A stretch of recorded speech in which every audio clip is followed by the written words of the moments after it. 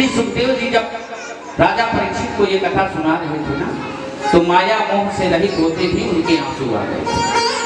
सुखदेव जी महाराज जबकि माया मोह से रहित थे, वो परम हंस थे। पूछने लगे राजा परीक्षित से कि परीक्षित ये बताओ, कथा सुनी, कथा सुनकर विधि कुछ मोह भंग हुआ? थोड़ा दबे स्वर में कहा कि प्रभु क्या बताएं, हाँ कुछ भंग हो आया है। आज कथा समाप्त हो जाएगी और फिर मुझे परीक्षित काट लेगा।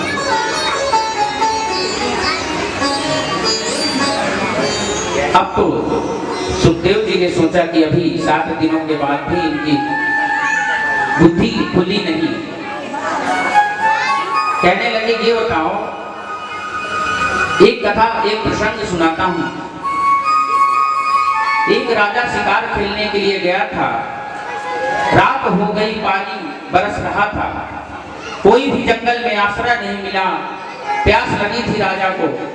देखा कि एक कहीं दूर झोपड़ी पर एक दीपक चल रहा है। राजा प्यास से व्याकुल होकर के उसी झोपड़ी पे गया। जैसे ही झोपड़ी खोला, बहुत तेजी से दुर्गंध उस झोपड़ी के अंदर से आई। एक कमरा बना था, मात्र एक कोठरी थी। अंदर एक व्यक्ति पड़ा था। उसने पूछा कौन? राजा ने अपना परिचय दिया, मुझे रात ठहरने के लिए स्थान चाहिए। बगल में देखा तो दुर्गंध सूची हुई थी। वहीं वो खाना बना रहा था और वहीं बगल में नित्य क्रिया करता था, उसी कोठरी के अंदर। राजा ने कहा कि मुझे रात तो किसी तरह से बितानी ही है। शेर, चीते, भालू जंगल में घूम रहे हैं। अगर यहाँ रहूंगा तो सुरक्षित रहूंगा। जंगल में कहीं लेट गया, सो गया तो पता नहीं कोई जानवर खा ले। इसलिए इस दुर्गंध से अच्छा है, ये दुर्गंध मुझे मिलती रहेगी, चल जाएगा। पर बगल में वहीं पर गंदगी पड़ी है, राजा भी वहीं लेट गया। पर उस आदमी ने एक बात कही। झोपड़ी के अंदर जो व्यक्ति था, बोले मैं रात में आपको ठहरने का स्थान तो दूंगा, लेकिन ये शर्त रहेगी कि आपको सुबह सुबह यहाँ से जाना पड़ेगा। राजन ने कहा कि आप रात की बात करते हैं, मैं तो सोच रहा हूँ कितना जल्दी रात बीत जाए, मैं चला जाऊँ। इस दुर्गंध युक्त वातावरण में तो मैं 1 मिनट नहीं रुक पाऊंगा। लेकिन मजबूरी मेरी ये है कि हिंसक जानवर बाहर घूम रहे हैं, कहीं वो मुझे खा न ले, इस डर से मैं यहाँ रुका हूँ। बोलिए अभी समझ लो, अभी सोच लो, सुबह झिझक मत करना कि अब मुझे जाना नहीं है, यहीं रुकना है। राजा ने कहा मैंने सोच लिया। बोले आप ऐसे कैसा कह रहे हो? बोले राजन, जो यहाँ आता है और जब यहाँ पहले आता है तो शुरू में तो मन भिनभिनाता है और बाद में कह देता है मैं यहीं रुकूंगा, जाऊंगा ही नहीं। और फिर 1 दिन के लिए आता है और 10 दिन, 20 दिन, 50 दिन रुकता है। राजन ने सोचा कि इस दुर्गंध युक्त वातावरण में कौन रुकता होगा यहाँ पर।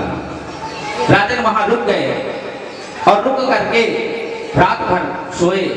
और रात भर सोए तो वो जो दुर्गंध युक्त वातावरण था वो धीरे धीरे उनको पसंद आने लगा। वो दुर्गंध युक्त वातावरण में वो रम गए, धीरे धीरे उनको वो पसंद आने लगा।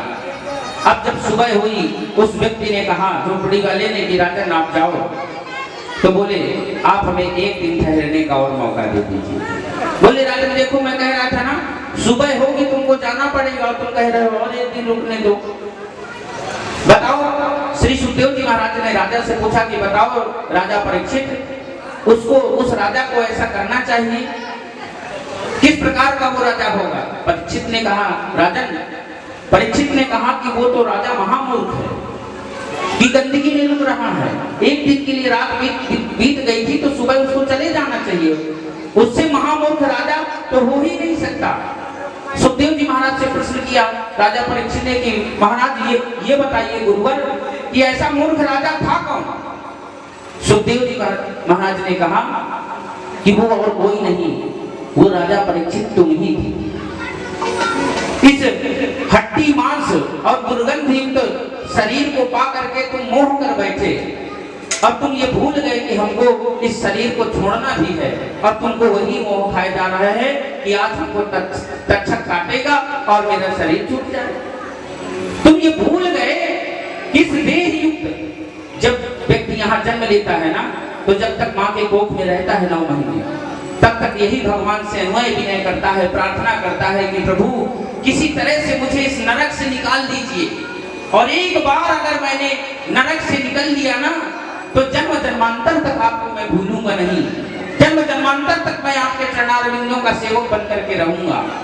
लेकिन जैसे ही भूमि परत भा डाबर पानी, ज्यों जीवन माया लगा, जैसे ही वो जमीन पर गिरा, जिस प्रकार से आकाश से निर्मल स्वच्छ जल गिरता है और जमीन पर गिरते ही वो धूल युक्त हो जाता है, बदरंगा हो जाता है, मटमैला हो जाता है, उसी प्रकार निर्मल स्वच्छ बुद्धि वाला जीव जैसे ही इस आत्मा इस संसारिक संसर्ग में आता है तो तुरंत ही दूषित हो जाता है और इसी को अपना सब कुछ मान बैठता है, और इसी में खो करके, इसी माया मोह में खो करके बार बार ये जो जन्म और मृत्यु का जो चक्कर है इसी में खोया रहता है और इसी को वास्तविक समझ लेता है। और ये भूल जाता है कि ब्रह्म सत्यम जगन मिथ्या, ये भूल जाता है कि ये सब माया मोह। तब जाकर के राजा के समझ में आया, उसने कहा कि प्रभु मुझे कोई भय नहीं, अब आज काटे तक्षक, चाहे कल काटे चाहे अभी, अद्वैव मरणस्तु युगांतरेवा, चाहे मैं आज मर जाऊं चाहे जीवन के बाद, मैं तो विशुद्ध आत्मा हूं, मैं तो मानूंगा ही नहीं। नैनम चित्तन्ति शस्त्राणि नैनम दहति पावका, मैं तो आत्मा हूं, मुझे तो कोई मार ही नहीं सकता। बोले हाँ, अब इसका कुछ, अब इसकी कुछ बुद्धि खुली है। इस प्रकार से इस संसर्ग से मुक्ति दिलाने के लिए इस प्रकार से सुखदेव जी महाराज ने कथा सुनाई, यदुवंश के पूरे कुल का संहार सुनाया। किस प्रकार से एक ब्राह्मण के श्राप के कारण उनको पूरे यदुकुल का विनाश